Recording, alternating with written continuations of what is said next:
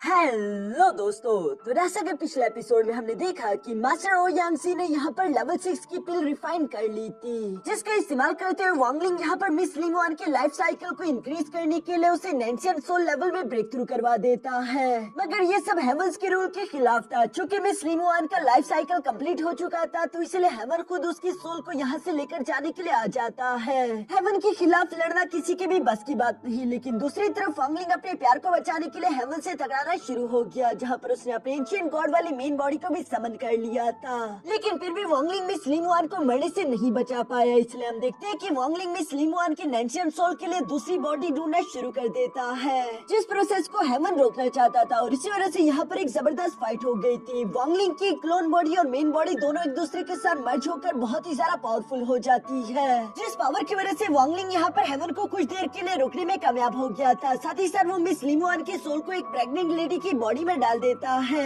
Heavenly rules की वजह से अब हेवन पूरी तरीके से बंधा हुआ था। वो अगले 19 साल तक मिस लिंगवान को कुछ भी नहीं कह सकता, जिस वजह से वांगलिंग को तैयार होने के लिए पूरे 19 साल मिल चुके थे। 19 साल बाद एक बार फिर से वांगलिंग को हेवन के साथ टकराना होगा। अब आगे तो नेक्स्ट एपिसोड की शुरुआत यहाँ बिल्कुल उसी सीन से शुरू होती है, जहाँ गॉड वांगलिंग काफी तेजी के साथ मूव करते हुए फरस से उस हेवनली लाइटिंग को पंच करके डिस्ट्रॉय कर चुका था। लेकिन ये करने की वजह से गॉड वांगलिंग की बॉडी को भी काफी बुरी तरीके से इंजरीज हो चुकी थी। लेकिन वो इस बात को लेकर खुश था कि उसने मिस लिंगवान की सोल को रीइंकार्नेशन साइकिल में डलने से बचा लिया। अब मिस लिंगवान को दोबारा से पैदा होने के लिए ज्यादा समय नहीं लगेगा। जबकि वांगलिंग भी यहाँ पर उस प्रेग्नेंट लेडी की तरफ देखते हुए कहता है कि लिंगवान, मुझे तुम्हारा इंतजार है। ये कहती है वांगलिंग जोरों से अपने हड को हिट करते हुए अपनी क्लोन बॉडी को दोबारा खुद से अलग कर लेता है। दोनों ही बॉडी इस वक्त काफी बुरी तरीके से इंजर्ड थी। इसलिए हम देखते हैं कि मेन बॉडी तेजी के साथ जमीन से कई हजार फीट नीचे चली जाती है, ताकि वो कल्टीवेशन करते हुए खुद को ठीक कर सके। दूसरी तरफ वांगलिंग की क्लोन बॉडी भी पहाड़ी की चोटी पर बैठकर अपनी इंजरीज को हील करने लगी, जहाँ पर कल्टीवेशन करते करते पूरे 6 महीने गुजर गए। 6 महीनों बाद मिस लिंगवान के दोबारा से पैदा होने का समय आ चुका था। इसलिए वांगलिंग भी दोबारा से अपनी आंखें ओपन करता है। दूसरी तरफ विलेज में चारों तरफ खुशी का माहौल था।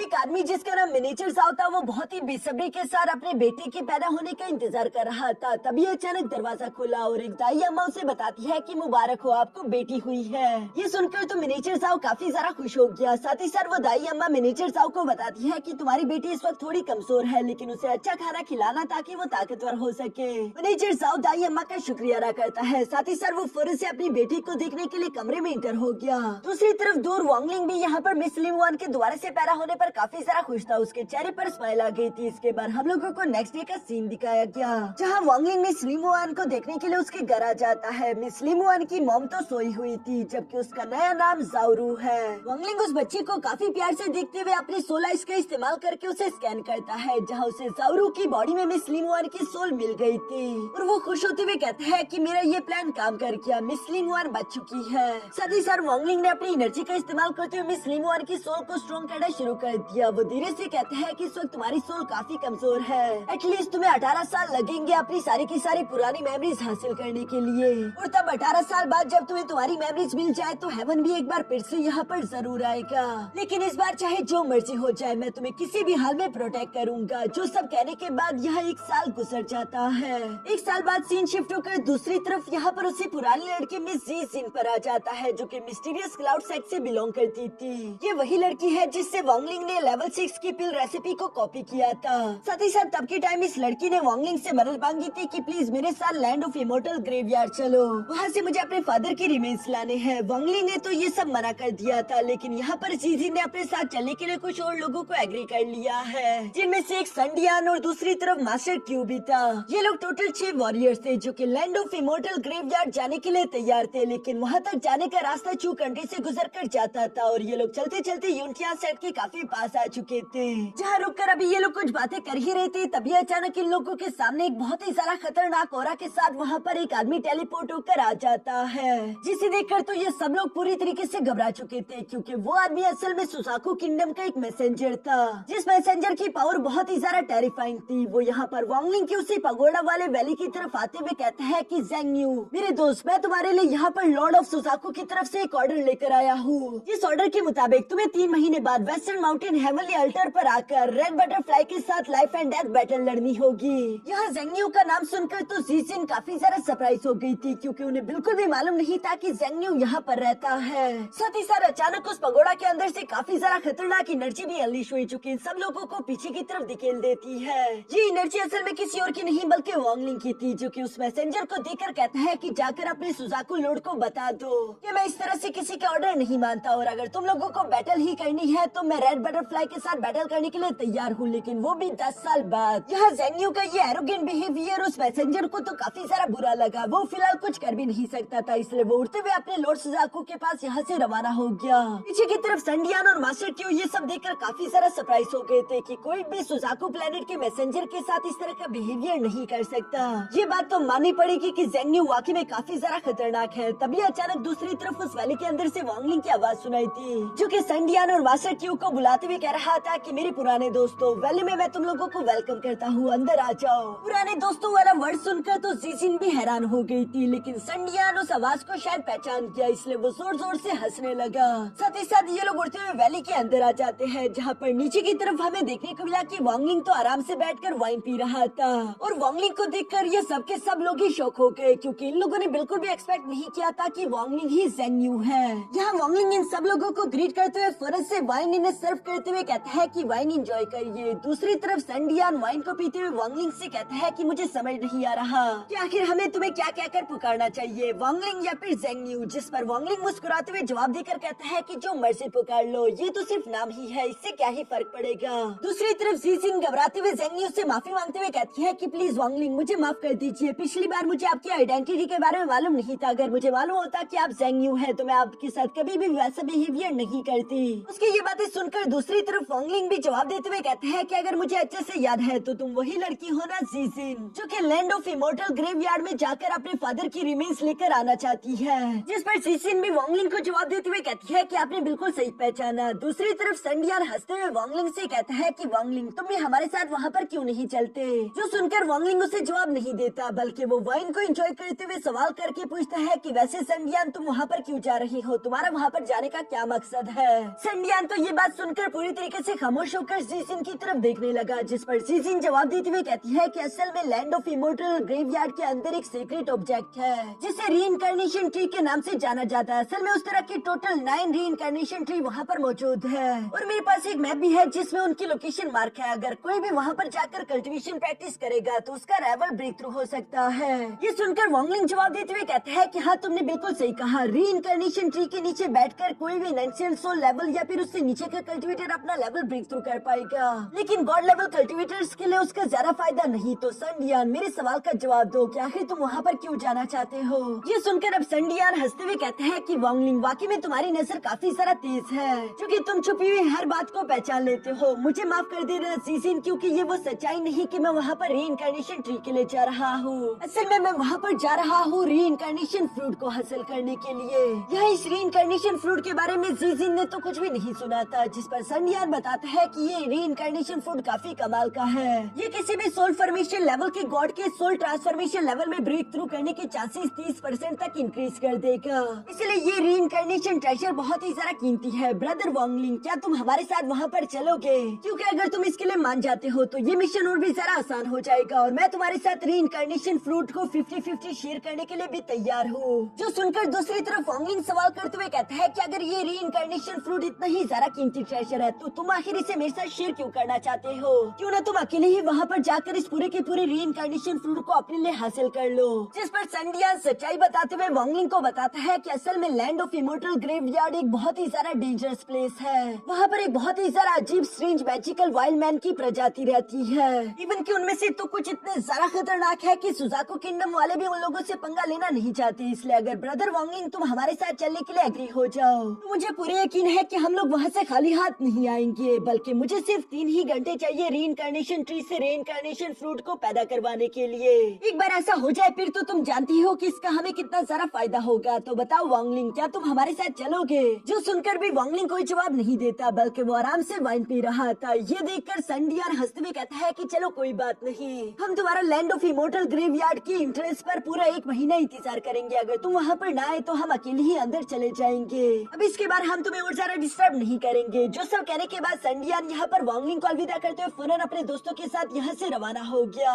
यहाँ संडियान और उसके दोस्तों के जाने के बाद वांगलिंग को ये बात तो टूसी के एंशिएंट गॉड मेमोरीज की वजह से मालूम थी कि ये रीइंकार्नेशन फ्रूट कितना कमाल का है। अगर मेरी एंशिएंट गॉड वाली मेन बॉडी इस रीइंकार्नेशन फ्रूट को एब्सॉर्ब कर लेती है तो ये पूरी तरीके से उसकी बॉडी के साथ मर्ज हो जाएगा और इस फ्रूट का जितना सारा जूस बॉडी के अंदर मौजूद होगा वो बॉडी इतनी ही ज्यादा हेवन एंड अर्थ की स्पिरिचुअल एनर्जी को एब्सॉर्ब करने के केपेबल हो पाएगी। इस तरह से लेवल ब्रेक थ्रू करना भी आसान हो जाएगा। इस प्रोसेस को कहते हैं बॉडी क्लींसिंग, जिस प्रोसेस में बॉडी के अंदर से सारी की सारी इम्प्योरिटीज खत्म हो जाती है। वांगलिंग को ये बात भी अच्छे से मालूम थी कि एक रियल एंशिएंट गॉड बनने के लिए उसे अपनी बॉडी क्लींसिंग तो करवानी होगी, वरना वो कभी भी एक रियल एंशिएंट गॉड नहीं बन पाएगा। इसके बाद सीन शिफ्ट होकर दूसरी तरफ अर्मेनियन बर्ड कंट्री में रेड बटरफ्लाई के घर पर आ गया था, जहाँ पर हम देखते हैं कि रेड बटरफ्लाई के साथ सुजाकू प्लेनेट का वही मैसेंजर भी मौजूद था और वो गुस्सा होते हुए रेड बटरफ्लाई को बता रहा था कि आज के दिन ज़ेंगन्यू ने हमारे चैलेंज को डिले कर दिया, जिस बात पर मेरे लॉर्ड तो काफी गुस्सा हो गए थे और वो वहाँ पर बंदों को भिजवाकर उसे जिंदा या मुर्दा लेकर आना चाहते थे। लेकिन तभी अचानक वही आदमी दोबारा से ये सब रोक चुका,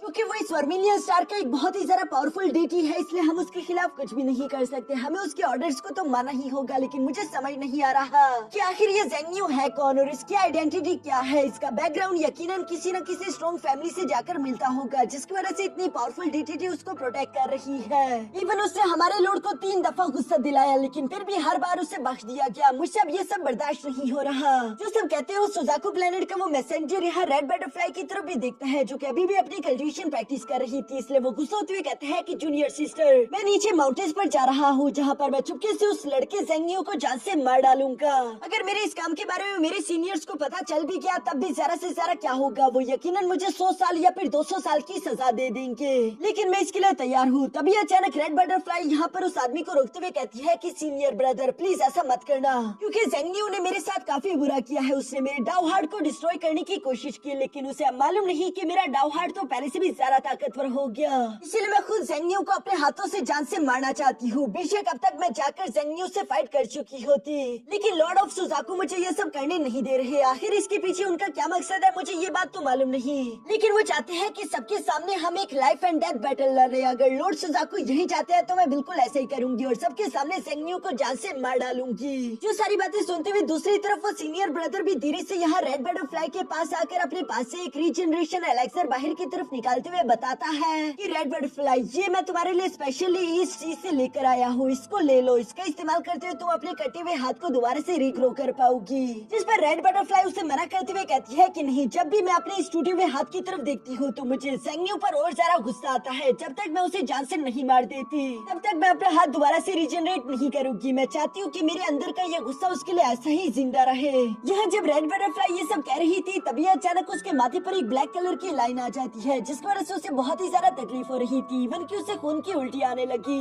जो सब देखकर रेड बटरफ्लाई गुस्सा होते हुए कहती है कि वो कमीना ज़ेंगन्यू मेरे हाथ पर किसी तरह के पॉइजन कर्स का इस्तेमाल कर रहा है। ये सब सोचते हुए तो रेड बटरफ्लाई और भी ज्यादा गुस्सा हो गई थी और वो गुस्सा होते हुए कहती है कि मैं उस सुअर के बच्चे को जिंदा नहीं छोड़ूंगी, मैं उसे एक कुत्ते की मौत मारूंगी। जिसके साथ ही सीन शिफ्ट होकर दूसरी तरफ वांगलिंग पर भी आ चुका था, जो कि रेड बटरफ्लाई के हाथ पर पॉइजनियस कर्स लगा रहा है, क्योंकि वो जानता था कि सुजाकू किंगडम को उसकी हाइडिंग स्पॉट के बारे में मालूम हो चुका है। कहीं रेड बटरफ्लाई अचानक से छुपकर उस पर हमला ना कर दे। इसी बात को मद्देनजर रखते हुए वांगलिंग ने उसके हाथ पर पॉइजनियस कर्स लगा दिया ताकि वो ऐसा ना कर पाए। साथ ही साथ वांगलिंग अपने मन में सोच रहा था कि सुजाकू किंगडम आखिर रेड बटरफ्लाई की मदद क्यों नहीं कर रहा। अगर वो लोग चाहते तो मैंने उनके को डिसाइपल का हाथ काटा, इसलिए वो मुझ पर हमला कर सकते थे, लेकिन उन्होंने ऐसा नहीं किया, बल्कि उल्टा मुझे एक इन्विटेशन भेजा ताकि मैं रेड बटरफ्लाई के साथ लाइफ एंड डेथ बैटल लड़ सकूं।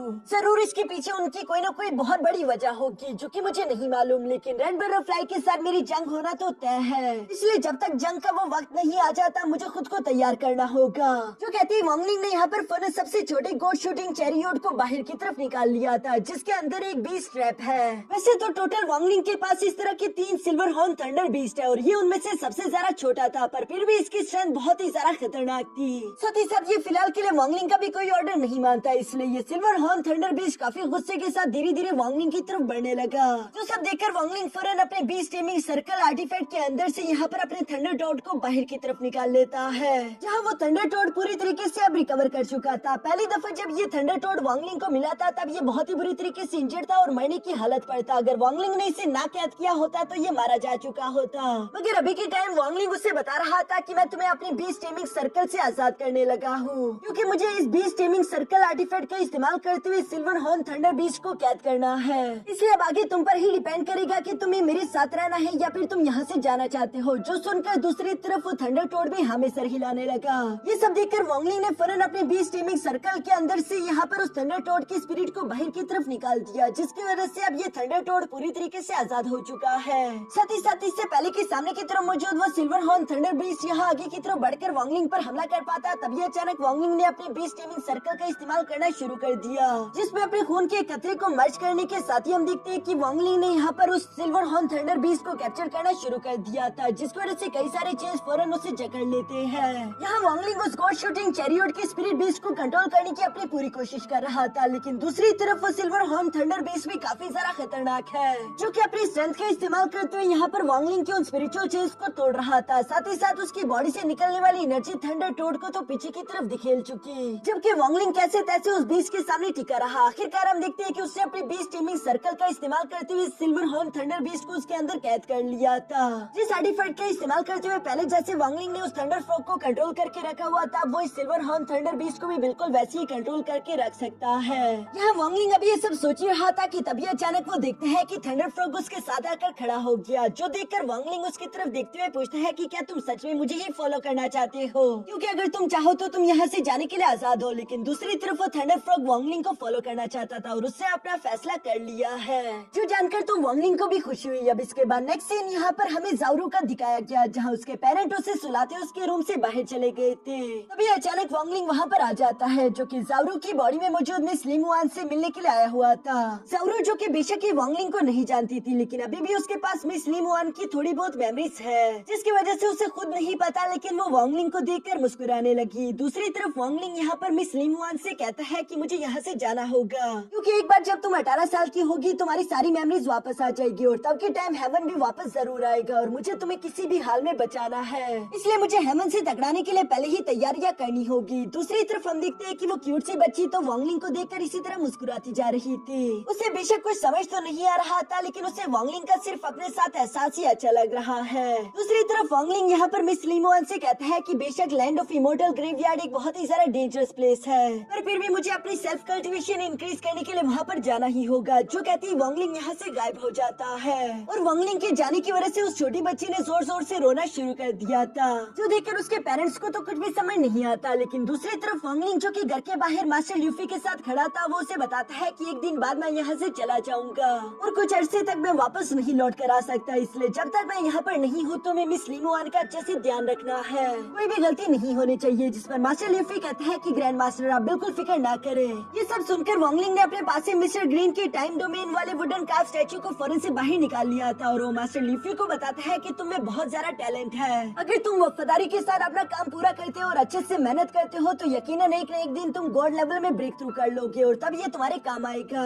जो वुडन कार्व स्टैचू फौरन से मास्टर ल्यूफी ने एक्सेप्ट कर लिया था। साथ ही साथ वो यहाँ पर वॉन्गलिंग का शुक्रिया अदा करता है। दूसरी तरफ वॉन्गलिंग जाने से पहले आखिरी दफा यहाँ मिस लिमुआन की आंखों में देख रहा था, जहाँ पर वो अपने मन में कहता है कि लिमुआन मेरा इंतजार करना, मैं तुम्हें लेने के लिए वापस जरूर आऊंगा। जो सब कहती है सीन शिफ्ट होकर दूसरी तरफ वॉन्गलिंग के जेड पगोडा टावर पर आ जाता है, जिस आर्टिफैक्ट के अंदर यहाँ मिस टैंगर भी मौजूद थी, जिसे ग्रीट करते हुए वॉन्गलिंग बताता है कि मास्टर जावी ने आपकी जिम्मेदारी मुझे दी थी, जो जिम्मेदारी मैं पूरी भी करूंगा, लेकिन अभी के लिए मैं लैंड ऑफ इमोर्टल ग्रेवयार्ड जा रहा हूँ, जो जगह बहुत ही ज्यादा खतरनाक है, इसलिए मुझे आपकी एक इमोर्टल सोर्ड की जरूरत पड़ेगी ताकि मैं उसका अपने लिए इस्तेमाल कर सकूं। जो कहती वॉन्गलिंग ने वहाँ पर मौजूद एक गोल्डन कलर की इमोर्टल सोर्ड उठा ली थी, लेकिन चूंकि इसकी सोर्ड स्पिरिट इस सोर्ड के अंदर नहीं है तो वॉन्गलिंग को इसे इस्तेमाल करने के लिए कोई न कोई सोर्ड स्पिरिट चाहिए होगी, जिसके लिए हम देखते हैं कि वॉन्गलिंग ने फौरन से लिंजुआन को बाहर की तरफ निकाल लिया था। लिंजुआन भी इतने अरसे के बाद बाहर आकर काफी ज्यादा खुश था, लेकिन इससे पहले कि वो यहाँ पर कुछ भी समझ पाता तभी अचानक वॉन्गलिंग ने उसे पकड़ते हुए फौरन से इस इमोर्टल सोर्ड के अंदर डाल दिया,